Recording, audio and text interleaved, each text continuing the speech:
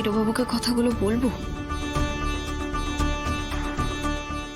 বলতে তো আমাকে হবেই, নইলে যে এই বাড়ির বিপদ আমি আটকাতে পারবো না।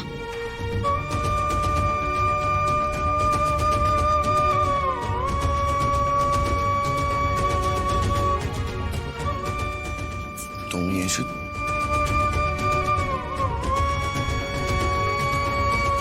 প্লিজ একটু বসো না, প্লিজ বসো। কথা বলার প্রয়োজন, আমার ভালো লাগছে না।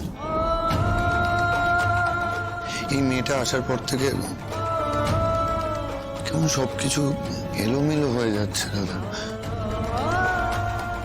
যে স্মৃতিগুলোকে, সময়গুলোকে পেরিয়ে এসেছি, আবার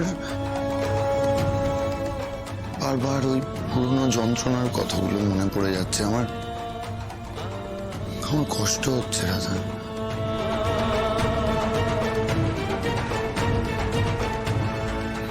আমি জানি আপনার কষ্ট হচ্ছে, আপনার ভীষণ যন্ত্রণা হচ্ছে, আমি বুঝতে পারছি। কিন্তু আমি আলো দিদিকে নিয়ে আপনাকে কিছু প্রশ্ন করবো, আমায় উত্তর দেবেন? তুমিও?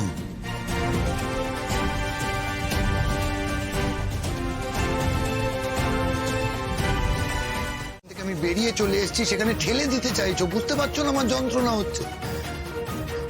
থামো না দাদা প্লিজ। থামলে যে হবে না হিরোবাবু, থামলে হবে না। এই বাড়িতে কি চক্রান্ত চলছে সেটা জানবার জন্য আমাকে এই প্রশ্নের উত্তর পেতেই হবে।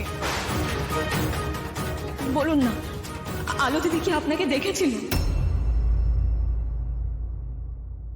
কি বলেছিল আপনাকে? বলুন না, আপনাকে আলো দিদি শেষ মুহূর্তে কি বলেছিল? বলুন না, একবার মনে করে বলুন আমায়, আলো দিদি কিছু বলেছিল আপনাকে? আর যদি এই আগুনের মধ্যে, চারিদিকে ধুয়োর মধ্যে আমি এগোনোর চেষ্টা করছিলাম, আর আগুনের ওই পার থেকে চেঁচিয়ে চেঁচিয়ে আমায় বলছিল যে আদি এসো না, আদি এসো না। চিৎকার করছিল, আমি ওকে বাঁচানোর চেষ্টা করছিলাম, জল খুঁজছিলাম, আর ও কনস্ট্যান্ট একই কথা বলে যাচ্ছিল যে তুমি আমায় বাঁচাতে পারবে না আদি, তুমি চলে যাও, তুমি এখান থেকে চলে যাও, তুমি বাঁচো, পুপুলকে বাঁচাও। প্রাণপণে চিৎকার করছিল, আর আমি চেষ্টা করছিলাম রাধা ওকে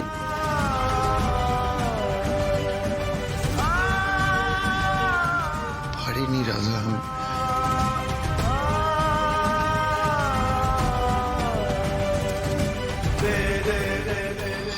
ওকে বাঁচাতে পারলাম না রাধা।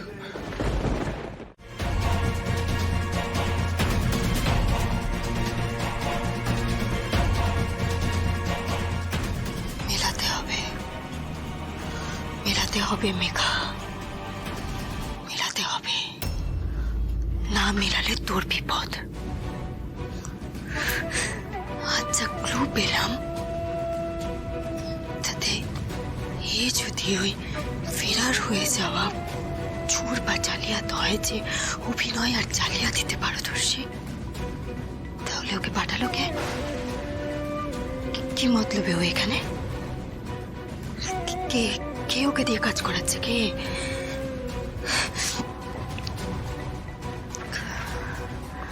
না না না, ওরা কোনো ভুল ইনফরমেশন দিল না তো? কিন্তু সেটাই বা কি করে হয়? আমি তো ছবি পাঠালাম, ছবি দেখে তো বললো এরকমই দেখতে। যতক্ষণ না আমি আইডেন্টিফাই করতে পারছি আমার শান্তি হচ্ছে না। যেদিকে যাকে আসতে বললাম সেও তো এখন এলো না। কি যে করি।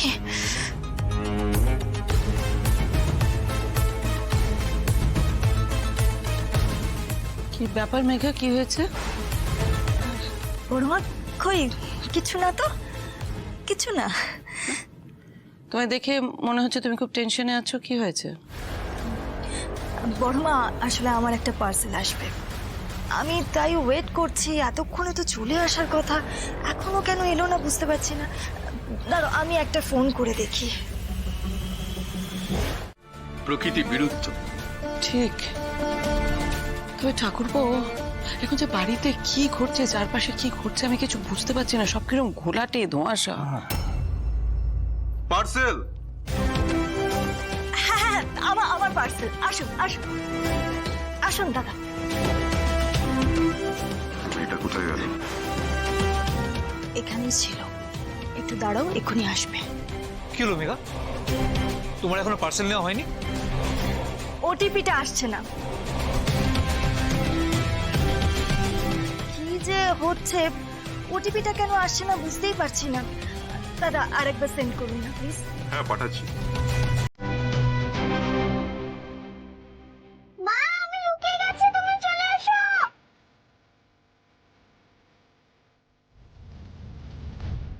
এসে গেছে ওটিপি, এসে গেছে। হ্যাঁ,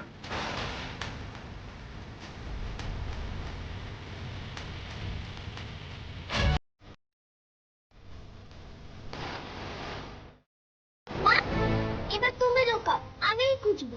যাও যাও যাও।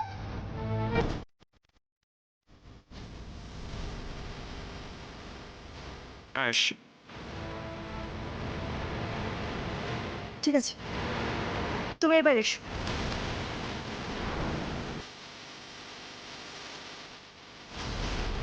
তার মানে এই সেই জালিয়াতি পাকা মেয়েটা। পিছনে পিছনে এত কিছু চলছে, কিন্তু কে আনলো ওকে? রাধা আর ঋষি?